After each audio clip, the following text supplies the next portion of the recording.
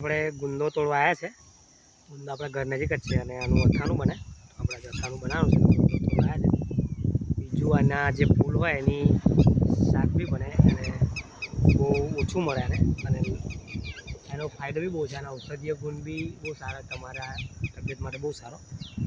આનું જે બજારમાં એકદમ વેચાતું મળે બી નહીં અને કદાચ જો મળશે તો મિનિમમ 200 થી 300 રૂપિયા કિલો મળશે.